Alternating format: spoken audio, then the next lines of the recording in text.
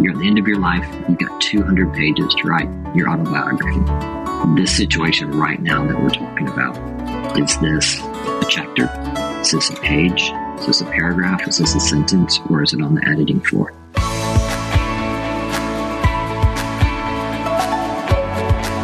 Hello and welcome to Candid, where we never settle for less than the truth.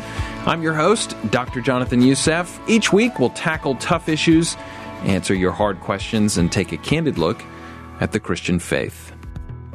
Today we have a repeat guest.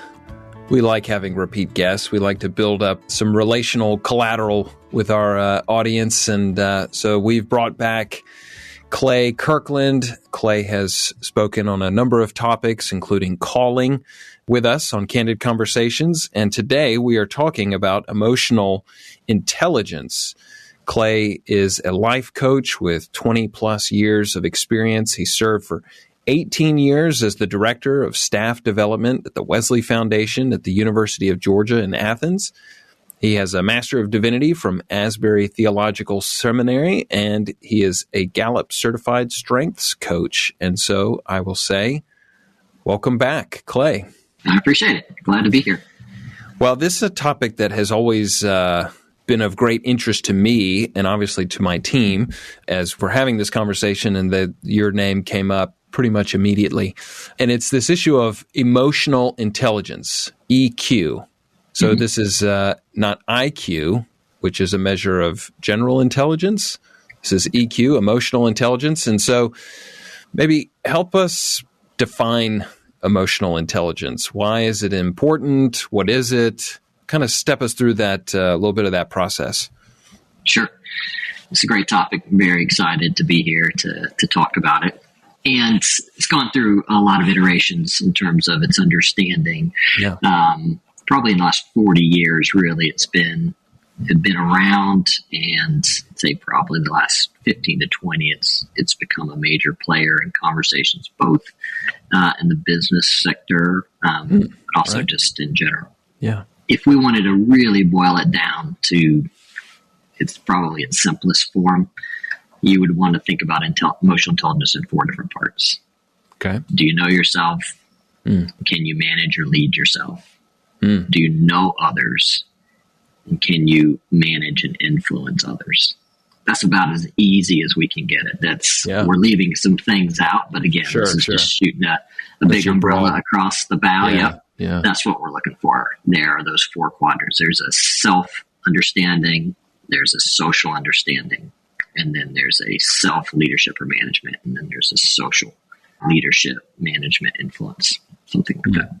I mean, even in just giving the categories, I feel like I'm picking up on the necessity of being able to understand yourself and know yourself, being able to manage yourself, right? Self-control, it's a fruit of the Spirit. And then on the relational spectrum, being able to relate to others, how do you lead? How do you interpret people's body language and cues and things that are being given off? So let's talk about the importance of those 4 categories that you've given us. Sure. You can, if we start with knowing yourself, right, and then think about that as it parlays into knowing others. We say things in life to our family or things are said about us that lead us back to what we're really talking about when it comes to emotional intelligence. So you'll hear people say things like, he doesn't have a clue what's going on. Or, do you realize how angry you sounded when you said that?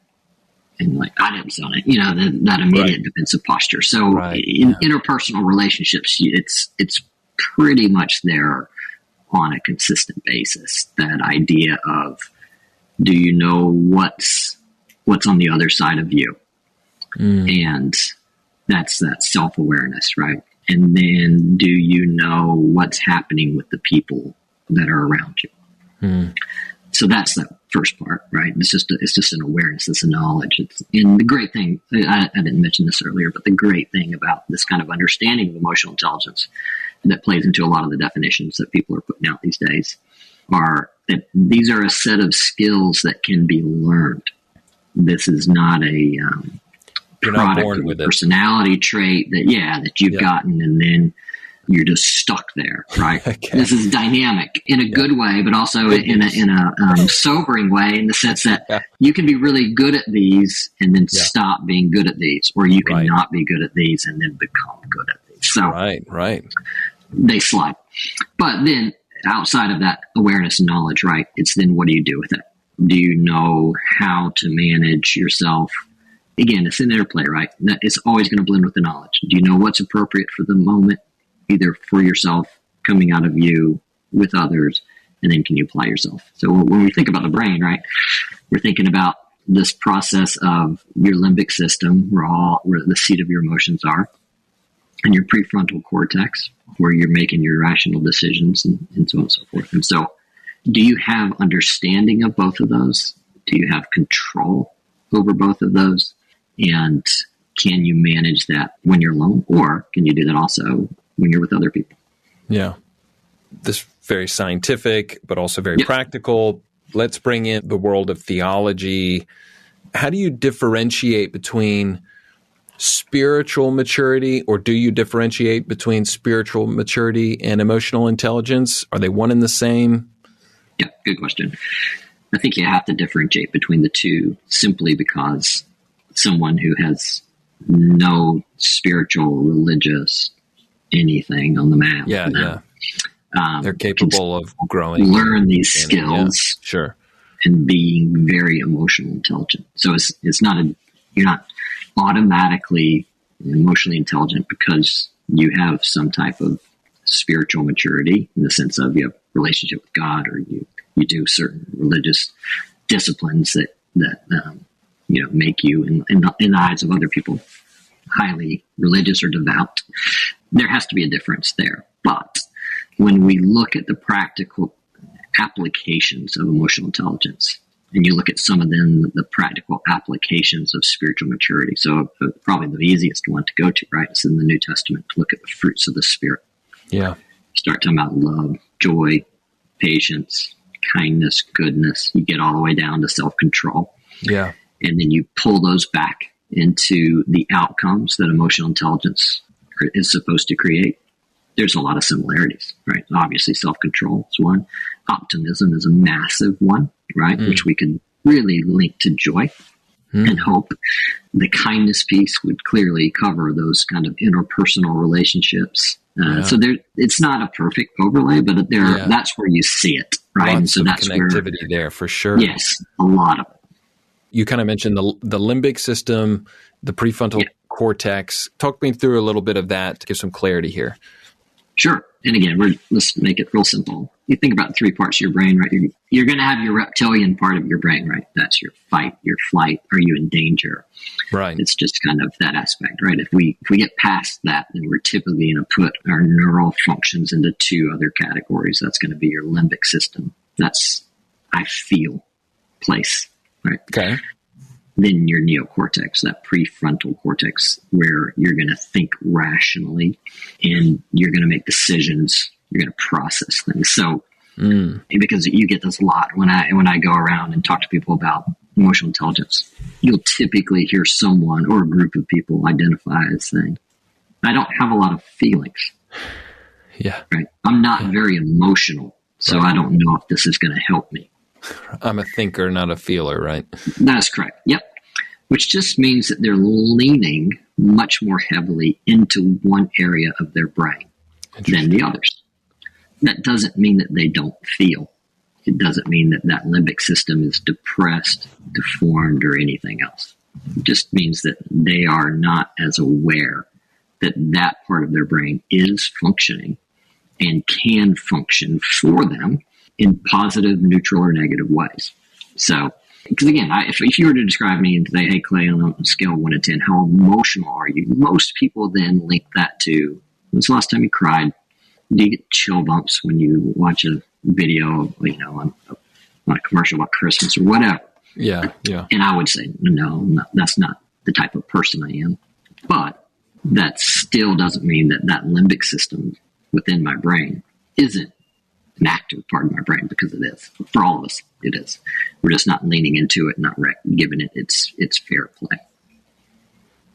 So is there like a way, I'm sure we're all thinking of a person that perhaps is not leaning into their limbic system, and we're thinking, how do you exercise that? And I'm assuming that your goal with clients and that sort of thing is trying to help find balance, right? I assume you want a balance between being in touch with emotions, right? Because emotions can be good indicators. They can also mislead, but they can be good indicators. And then you need a rational side to help navigate that. So how do you sort of exercise? And we can do kind of both sides of that. How do you, for those who are very much a feelings generated person, how do they exercise their thinking and vice versa? Absolutely. Great questions. All right. So let's start with the person who typically is not necessarily a feely type person. Giving example, I had a client several years ago. He was a CEO of a company, and I got brought into work with him. We were meeting in the lobby of a hotel, like in the restaurant that was in the lobby. I asked him, I said, tell me a recent story about something that went wrong at work. So he tells me the story. And after he finishes, I said, how do you feel about that? And he said, bad.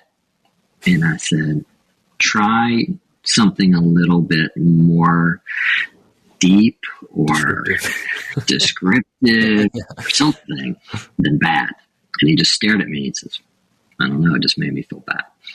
So then I said, have you ever heard of the emotions wheel? It's a very common graphic, right? You can Google it. And so he did. He pulled out his phone and he said, Siri, Google. And here comes the emotions wheel. He pops up. He stares at it probably for 7 minutes. And I was just like, wow, I don't know if he's going to be able to do it. And he finally said angry. And I was like, all right, great. This is good. This is good. Yeah. So we spent several months with that wheel and using exercises that would help him start to recognize that he has feelings that are coursing in and out of his brain and body that he just wasn't giving airtime to. So again, people who aren't touchy-feely or aren't kind of the emotional types, they typically will feel anger. They're aware of that one, and frustration. But what they typically do is they're guarding themselves. And this is, we're going to get off on a rabbit trail, so I'll pause myself. But they're typically guarding themselves from certain emotions they don't want to feel, right? Or they don't believe that are good or of the type of person they want to be, or because of, pain or whatever. Again, can't go there. But that's typically what you see. So we just started to do exercises that caused him to become very aware of the emotions that were coursing, again, through his brain body. And it became helpful. Again, it's not that was the end product, but we just needed to at least get some recognition there. On the flip side, someone who's highly emotional, again, the way they would describe themselves, and they would say, well, I don't really think that much. They do think a lot. They're just thinking primarily through their emotions. And you said it earlier, they can be great indicators, right? Yeah. But they can also be misleading. Mm-hmm. So that's where we kind of do some exercises for people in that kind of space to really pause and start to learn where they're making their decisions from. So it's that, why are you doing this? Because I feel like it. Well, what do you feel like? Right? Well, I feel, and they can just tell you immediately. Yeah. Right. And so that's when you have to do some exercises where you pause, whether you pause and put them in a position to say things like, if your friend was about to do this, how would you tell him or her, what to do? What kind of advice would you give him or her? That, again, gives them a pause enough to consider something. Or it's a common kind of way that we would do it, but we would debate our emotions. Mm. So your classic example for this is, this just happened recently. It's great. So this is a true story here in this office. I got here early because the fire company told me that they needed to come and do a test on the fire system. Mm-hmm. So it was like 6:30 in the morning. I walked through here. I only saw one other person in the office. I said, hey, there's about to be a test, fire alarm. They said, okay, great. So what I didn't notice is that someone was parking and then they were coming in through the front door. So about 90 seconds after I warned the one person. The fire alarm went off. And this woman came running down the hallway in panic and fear, right? Because she and I both heard the same fire alarm. But because I had certain knowledge, I had zero panic or fear. Right. I had no emotion towards the fire alarm whatsoever. And she had incredible emotion towards it. And therefore she was running. She was trying to save people. She was looking for people to save because she thought that we were going up in flames. She just couldn't believe it. So the point of that is to say, when you have something that triggers an emotion, you can debate it. If you know that you need to learn something about your emotions, you can debate it. Again, to say, is there a reason for me to feel any other way? Is there a trigger or consequence that I'm concerned about? Is there any context that I could give myself that perhaps could change the way that I feel currently? And again, they're all methods. Those are all different ways that we can get into those exercises if you want to. But the point of those exercises is to pause yourself before you push whatever that limbic system is pushing into your vision, the forefront of your mind, to make that the only way that you can make a decision. We're just trying to pause you enough to give you an option to have your other parts of your brain work. Yeah. This sort of happened recently. I should be careful. I should use third-party examples. But my wife and I were at the beach, and our son was playing near, and we were talking with friends, and we were keeping an eye on him, and then all of a sudden he was gone. And so we went into full panic mode. And we're looking in the water, and it's just like it was a emotion driven. There's very little like rational thought process, and the panic mode strikes. He's not where he was. Something terrible must have happened. And I remember after panicking for a while, I finally just stopped. I did the pause, kind of what you're talking about, and I thought, okay, we've been here before. He knows this place. So I told my wife, I said, go back up to where we're staying and check for him there. And then I thought, there's a little statue that I know he likes. Let me go see maybe if he's gone over there. Because we hadn't thought, well, he ran past us because we would have seen him. But I thought, well, we might have been engaged in conversation and missed him. And sure enough, as I'm running to the statue, there he is playing in the sand. And he had run past us chasing a seagull or something. And it was like, okay, if I just took a minute to think, all right, what are the logical things that could have happened here? But at the same time, God has given us those panic senses to where if something terrible had happened, your body is in that sort of fight, hopefully not flight, but fight mode of I need to do, as the example of the lady in the office, she's trying to save people. That's a good thing if the fire alarm is going off. But I see what you're saying in terms of just taking a minute to think, what information do I have? What am I? Because I think your mind probably shuts down and you get into tunnel vision and that sort of thing. Do. Let's talk a little bit about IQ versus EQ. And in terms of how maybe the way that we look at people, the way what we consider talent, children, workplace environment, hiring, all that sort of thing. How do you see the consequences of prioritization of one over the other kind of play out? Yeah. I would say in the last 20 years or so, there's been a push to raise the importance of EQ, not to diminish IQ. It's important to learn, become smarter, develop that part of your brain. But this isn't, hey, choose one over the other as much as it now, is to say, hey, we probably missed it when we were only pushing, get smarter, get this score on a test, get this acceptance, then you'll be successful. Right. Harvard Business Review came out and said that the differences between good leaders and great leaders, that gap, if you were to look in that gap and see what's in there, they would say 80% of the contents in that gap are in the emotional intelligence sector. So that's what they would say. Daniel Goleman, who's one of the most popular voices on emotional intelligence, wrote Prime Leadership and several other books about it over the course of the past 30 years.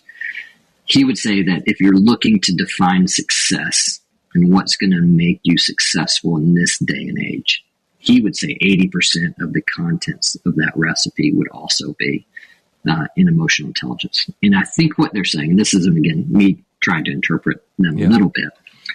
Again, it's not to say, well, that means only 20% is that IQ is important. That's not what it's saying. I think it's saying, hey, we've pushed be smart, be smart, be smart, be smart so hard. That's almost like a given, right? That when you look at people that work hard in high school, go to college, get really good grades, get a competitive job, that's that path, right? That we've said IQ, IQ, IQ, IQ, IQ. Mm-hmm. And here's how you're going to be measured on that. You're going to get awards. You're going to get plaques. You're going to get acceptance letters. You're going to get scholarships. And you're going to get a job. That's those measurements of IQ, right? We pushed that so much that's almost like, hey, you have to do this. But if you also add extra, and what is that extra? Well, 80% of that extra, then I would say would be emotional intelligence. Yeah. So that's where I think that those figures are coming from. Google, you can, Google these things if you want to, but they did two, what they would call projects, where they studied their employees, one almost around 2000 and then one about 12 to 14 years later. And they were very surprised, as was everyone else, because they had kind of the best of the best, right? The brightest people, the Ivy League schools, and so on and so forth. And they were trying to differentiate why some teams were doing better than others and why some individuals were doing better than others. And that's when they started to find out that, and their term was, soft skills were trumping hard skills. And they were trumping them in the sense of everyone came almost with the same hard skills, the STEM, degrees that they all came with. But then why were some doing really well and why were some not? And that was when they started to see qualities like coachability, curiosity, emotional intelligence, empathy, listening. Those type of things is what they saw in both individuals and in teams to see where people really are being successful. So as a parent and vocationally and all those kind of things, it's not that we should depress one in order to elevate the other as much as we should let all ships rise, in this regard, to both working on our ability to become smarter, but also our ability to become more emotionally intelligent. We see this in Scripture apart from just fruit of the Spirit. What are some of the areas, certainly there's a high level of EQ that we would see, for instance, in the Psalms. Yes. Which maybe explains why David was a good king. Yes.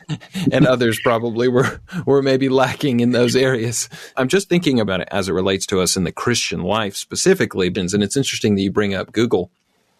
I would think coding or, something in the technology field, I wouldn't think there's as much relationality in business versus like sales or pastoral ministry or something where you really need to those muscles exercised. But at the same time, it's interesting that what they're finding is that even in the technology field, your success has a balanced element to those who have the soft skills, who have elements of emotional intelligence and empathy and all those sorts of things, are actually helping in that plus area as you described it. Yeah. Help us kind of like detangle some of that and just thinking like from a scriptural perspective, like how does something like emotional intelligence equip you for being better in all those different areas? Sure. Let me stab that one real quick and then I can come back to some of those biblical things that you mentioned. Okay. It's interesting. Like if you look at statistics back when millennials were in the limelight, say about 10 years ago. Sure. They would say at that point that 80% of them wanted to work in a place of collaboration. That was what they were desiring in the workplace. Those statistics have only gotten higher as Gen Z's infiltrating now the workplace.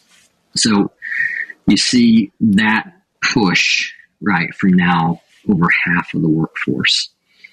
And so regardless of what industry you're going to find, you're seeing that desire for camaraderie, teamwork, connection, so on and so forth.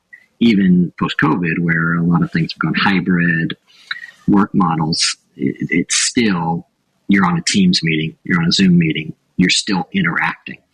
And so I have several clients, current and former, in that tech space, really smart people, and they do have to code a lot by themselves, but it's when they have to talk to the customer, when they have to talk to the teammate, when they have to interact with the boss, that's where those skills either put them into a place of advantage or put them in a place to a disadvantage. So it's going to be very difficult for almost any job to be a job where you're not going to need some type of emotional intelligence skills in order to make yourself successful. Can you find it out there? Sure. There's just not that many. So most of us are going to find ourselves in positions where if we have emotional intelligence, we will succeed, stand out, excel. And we're relational beings. I mean, even by our creation. Beings. Yeah. Yes, absolutely. So that's that little vignette there. I would say, you mentioned the Psalms. I mean, the Psalms, I love the rhythm of the Psalms. I had to take a class of the Psalms when I was in seminary, or I chose to, and it was fantastic. But there's almost like this general rhythm of David in the Psalms because they were, most of them, from what we understand, were at least on the onset privately written.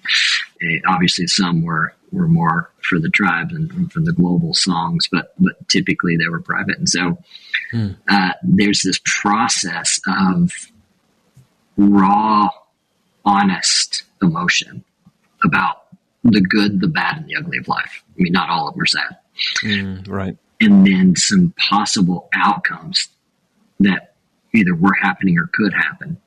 And then there's typically, almost in every psalm, this point to which David or the other psalmists get to, where they then recognize who they are and who God is, what God might do compared to what they might do. And there's a surrender of those things that they felt and seen and wanted, and then they let it go. And so that in and of itself, is, you could study that for a long time. You think Psalm 139, right, is almost like a classic for emotional intelligence, especially at the end, right? Search me and know me, right? So there's self-awareness, and I want to be known, right?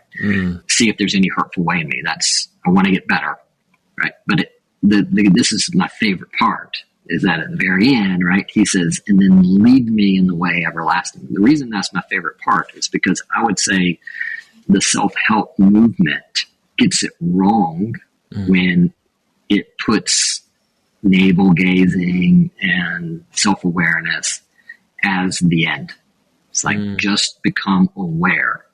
And the longer you can stay aware and the more that you can stay aware, that doesn't mean you're good. It just means that you're aware. Way forward. That's correct. Right. So David there is like, hey, I want to be aware of myself. I need to be aware of myself. The whole psalm, right, is basically saying, hey, you're absolutely aware of me. I'm pretty much under the spotlight.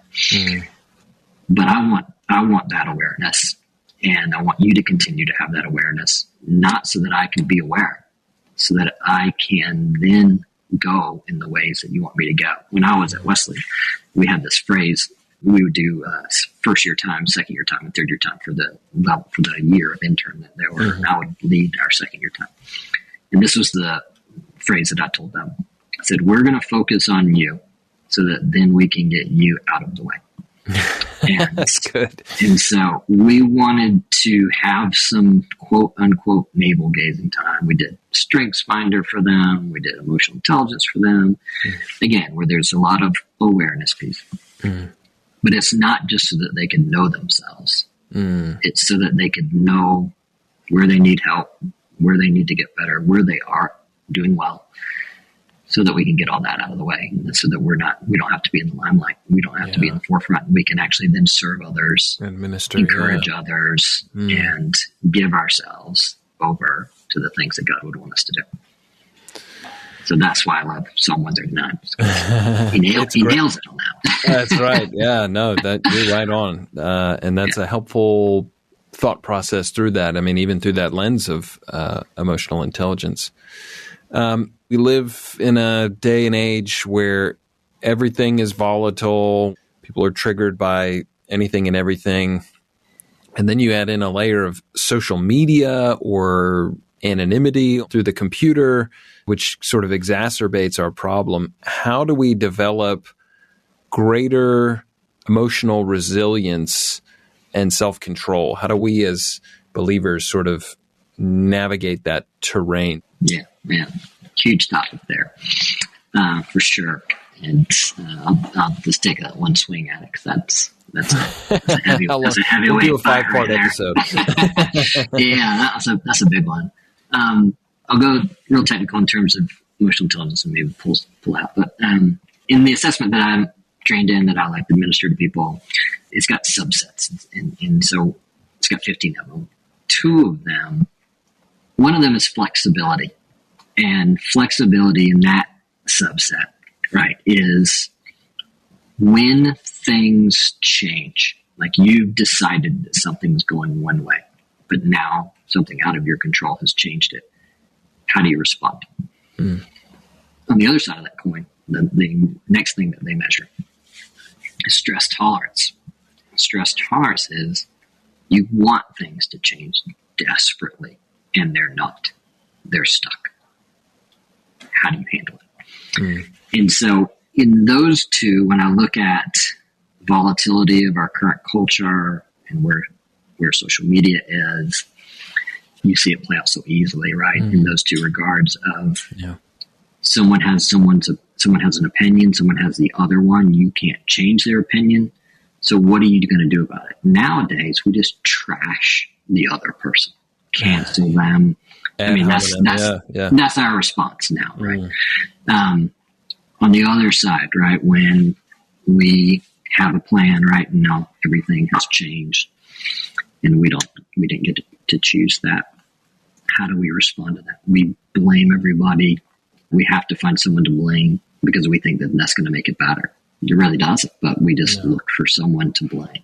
Yeah. Instead of kind of moving into that place of resilience and grit and realizing that not everything's going to go our way. Yeah. And so, part of that emotional intelligence, when you look at how do you become flexible, how do you become better at stress tolerance, a huge part of it is just accepting the fact that things are not always going to be good. Things are not always going to go your way. And that is everybody's lot. It's if you want to take it to a biblical place, then you go back to the words of Jesus. He said, in this world, you'll have trouble. He's already told you. And everybody's response to that. Right now, he gives you the clue if you want to take a Christian perspective on this. He says, but I've overcome the world, meaning that your perspective is going to change how you respond in those situations. If the weight of the world is on that moment, it'll crush you. Yeah. But if you realize that that's not the weight of the world, regardless of the situation, even if it's going to hurt, those kind of things are just going to take a bite out of you. It gives you the ability to realize, hey, you can recover. Yeah. You can make it through it. So that's a key part, I think, in all of that. I'll give you an example, a real practical example that I use. I use this with my kids, but I also use this with adults for sure as well. I use it with myself. Ask myself this all the time. So this is the question. When you're faced with a situation that's hard, heavy, frustrating, whatever it is, right? And you have the option, right, of choosing an emotional, unintelligent response. This is the question that I ask. Is this going to be in your book? I can say it to my kids and they know exactly what I'm talking about. If they don't know what I'm talking about, then I give them this context. Like, you're at the end of your life, you've got 200 pages to write your autobiography. This situation right now that we're talking about, is this a chapter? Is this a page? Is this a paragraph? Is this a sentence? Or is it on the editing floor? And almost always this on the editing floor. Yeah. And so if it's on the editing floor, then why are we treating it like it's a chapter? Yeah. That's that context. So that's a question I ask myself. And again, giving it to my kids as well. I've asked a ton of people that in my office when they came in for help. But it gives you pause. That's the whole point of this, is to pause. The whole idea of emotional intelligence is this. And how they came up with this, I don't know. People smarter than me. They would say this, that you have 6 seconds to choose your emotional intelligence response, meaning that your brain likes to default into habits. And so you'll habitually just respond. You just think about, I hate traffic. Anytime I see traffic, I get angry. Yeah. So shoulders go up, my eyebrows go down, my tone changes, whatever. It's just your habit, right? You're choosing it. You just didn't realize that your brain is defaulted into that choice. You're really not giving yourself that option. But the 6 seconds comes into play in the sense of you can actually choose to go a different path, right? If you're talking about the neural pathway, you can choose a different neural pathway. Your brain just would prefer to go on the habitual route because then it doesn't have to work that hard.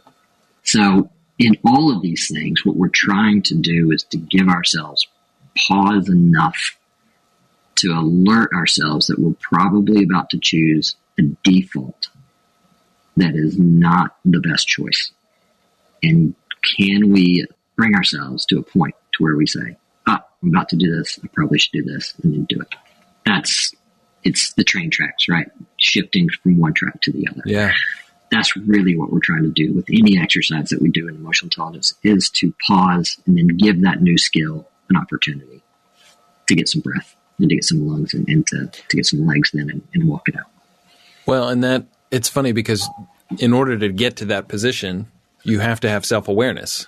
You do. Right? You have to be aware that what's going on is, I mean, I'm just even putting myself in situations where I'm like, oh, that is absolutely, my mental state goes to a default position. Oh, this happened, and I know that this is my reaction. And sometimes you're right. I mean, it's like, I don't even think about it. It's just, this is just what I do. It makes me think of sort of the Enneagram thing, right? It's like, well, that's just who I am. That's just who I am. Fill in the number and, but there's no, okay, so is that your paradigm? Is that who you are and that defines you? Or are you at a position to where you can challenge yourself and, to your point, take a pause and consider, okay, do I have other options here? I absolutely do. Which is really, if you think about it from a gospel perspective, it's like, do I have to keep choosing law over and justice for people over, whatever situation? Or at what point do I choose to show grace and mercy? That's right. Which by definition are undeserved for those people. Yes. And that's really where the gospel message comes in, because if God operated under our own default paradigm, if he was created in our image, then it would be law, justice all day, every day. All day. But grace and mercy are so alien to us. And that's the beauty of Christ's work and what he has done. You shared a lot of really great and helpful stories, but could you give us some examples of applied EQ principles and I'm going to give you 3 different things. And then I'll remind you of them if you can't remember. So 1, for parenting, 2, the workplace, and 3, the church. So we'll start with parenting. Yeah. I'll be as practical and as vulnerable as I possibly can. What we're trying to teach, we've got 6 kids, and a major focus for us right now is just empathy. How to put yourself in someone else's shoes. A funny but a revealing story is several years ago. My wife was crying about a certain matter. One of my sons, I've got 3 and 3, so I'll just keep it. Yeah, we'll keep it redacted. One of my sons came in and saw her and immediately started crying. And then another one of my sons came in and looked at his brother and said, "Why are you crying?" And he said, "I'm crying because she's crying." And then that brother who was not crying was like, "That's the weirdest thing I've ever heard." Yeah, it doesn't make sense to me, right? Yeah. So, in general, we all have starting points, and those starting points have been formed and fashioned by our personality, our family systems. I mean, all these things, right? Yeah. That's why I love taking these type of assessments, because they show you where you're starting from, and then you get to know where you need to go. So again, take son A in that story. Empathy's already off the charts. Yeah. I mean, just his starting point is he's at probably an A-. I mean, just one little uptick and he's perfect. The other son probably had a D, F, F area, right? He really needs to work on it. And that was me. When I took my first assessment of emotional intelligence 15 years ago, my very lowest was empathy. I spent several months, almost half a year, keeping an empathy log so I could start to train my brain to think about someone else's emotions. And it got much better, but it's something I really had to learn. So in that regard, we all have starting points. So in parenting, we're saying, regardless of your starting point, this is something that matters. It matters from a biblical standpoint. It's truly what Jesus did, right? And still does. Just from an interpersonal standpoint, if you can't put yourself in someone else's shoes, then it's going to be very difficult for you to have compassion on someone, to serve someone, to even care when they're not in alignment with what you want. So we have just said this matters. So we are consistently asking our kids, when they say something about one of their siblings, is, how do you think so-and-so feels about this? Where are they in this story? So that's our skill right now, that I would say above any other skills that we're trying to hone in on. One, as a family of 8, we're not going to do that well as a group. You got to work on it. If we can't have empathy, right? So we're really working on that. But just when I think about our kids being released into the wild, and if they carry that skill with them, it will carry them a long way, regardless of what they do. Yeah. And I don't need them to get recognized for it or to have, a long way in the sense of they will do well and do right by other people. Yeah. And that's what they'll be a good friend. Absolutely. So, huge piece in that one. And that's really what we're going for there. In terms of business, I would say a really big piece of business is if you can listen, understand, and then reinterpret what you've heard to other people, you can't help but be successful, because people will flock to you because of your abilities to do that. I call it the meeting after the meeting in business. And that's we have a meeting, and then something's lost in translation and something's then misinterpreted. Then that person's like, that's not what I said. That's not what I meant at all. And then now they have to go have a meeting about that meeting, right? I've been in those. Yeah, you've been in those. We've all been in those, right? And so now you're having a meeting about a meeting, and then you're going to have to leave that meeting and have another meeting in order to let everybody else know what happened in the meeting after the meeting that should have happened in the meeting. And so that differentiator of active listening, of being able to communicate empathetically, being able to communicate clearly. In emotional intelligence world, we would talk about emotional self-expression, to be able to clearly say what you're feeling.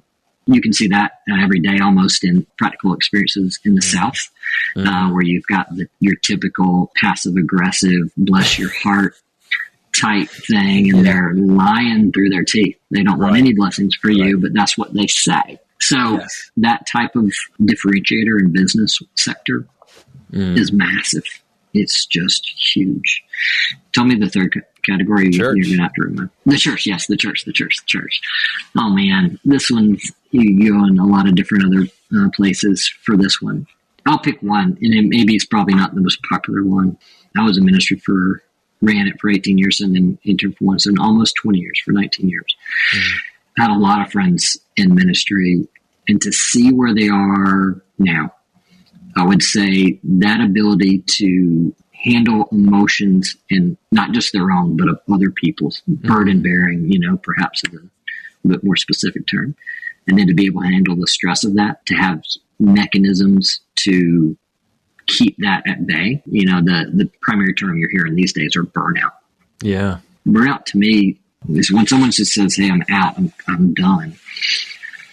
And they haven't had a moral failure, stolen money from the church, or completely just ripped their kids' lives apart. That's not bad. But typically what you see before burnout is, when we say burnout, like, hey, I just can't do this anymore. It's now they're completely unhealthy. And that's going into sexual improprieties, that's going into financial improprieties, that's going into the idea of power and where you're getting, your validity and things from. So that's what you typically see before the engine hits failure, and we get to see it, And so from that emotional intelligence standpoint, you're thinking about self-control. Emotional intelligence world is called impulse control. Can you have a desire and understand it and then make the right decision? That's one of those 15 subsets that we look at. And if you look at people in ministry, it's so easy to get away with so many things for too long of a time. And it's really comes back to they didn't have to have impulse control because they were able to hide it until it was too late. And so I think impulse control is probably, again, from the EQ world, would be the world in the church to say, hey, yeah, you could spend all the time alone with this person. You could, charge this to the credit card. You could do a lot of things with the power that you've been given because people are there to listen to you and they're going to believe what you say. Who's checking on your impulses? So even in thinking about each of those ones you've just given us for children or parenting, rather, workplace, church, it's interesting because all of those, I'm thinking on the side of this in terms of like protecting yourself, not protecting yourself in terms of like, I want to get away with this, but like I want to prevent not having empathy. I want to be able to listen to someone and interpret and relay it back correctly to them.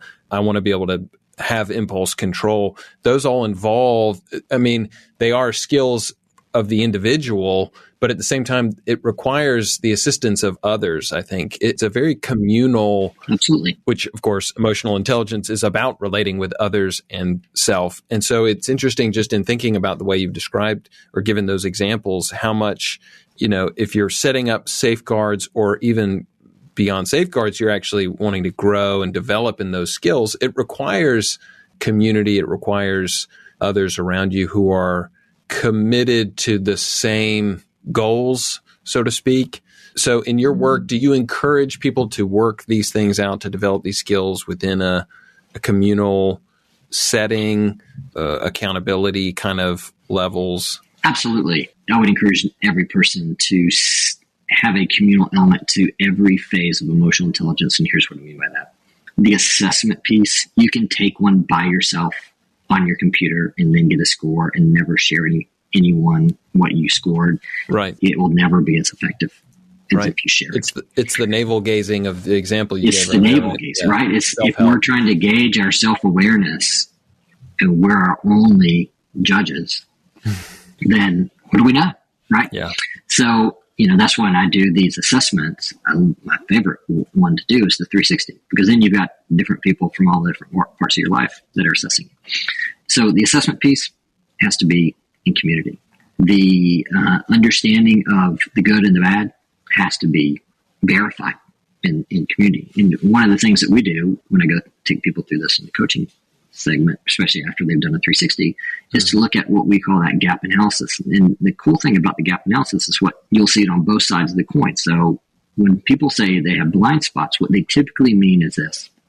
Let's say I say, that person's got a blind spot. I'm almost always saying that person thinks that they're here and they're actually here, meaning they think they're better than what they are, which could be a blind spot. On the flip side, though, a blind spot is this. That person thinks that he or she is here, but actually they're much higher. They're actually here. So they have a lower self-awareness or self-image of themselves in this area than what's coming out of them. So you get to see both sides of the gaps. Where are you doing better than you actually are aware of, and where are you actually doing worse?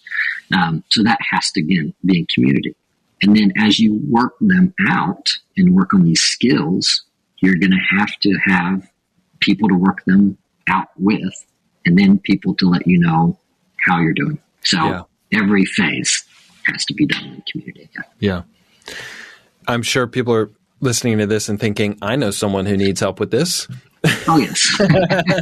So is it a subject where it's like, hey, I sent you a little questionnaire you can fill out, to see all your blind spots. How do you sort of broach the subject with, is it like, hey, I'm working on some self-improvement stuff.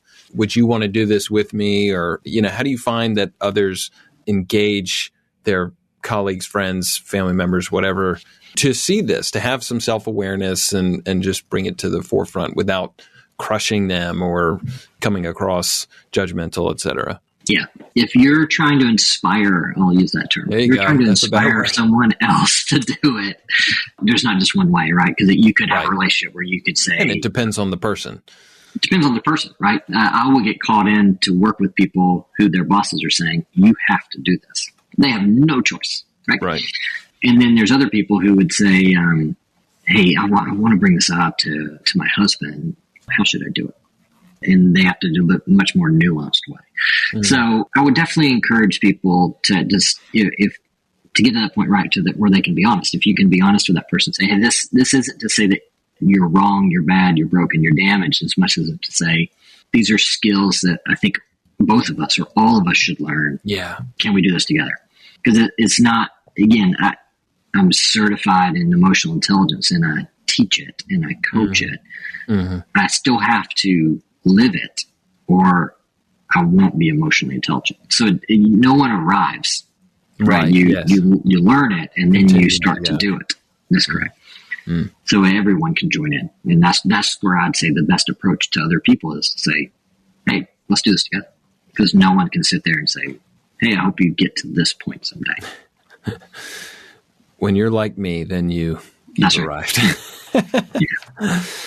Well, Clay, this has been such a big help for me, just even in understanding the neurological things, the neurological pathways, and thinking about my own mental habits that have come in place, thinking about self-awareness, other awareness.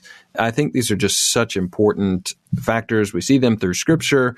We know the heart of God. We see the sovereignty of God over all things. We can have hope in Him.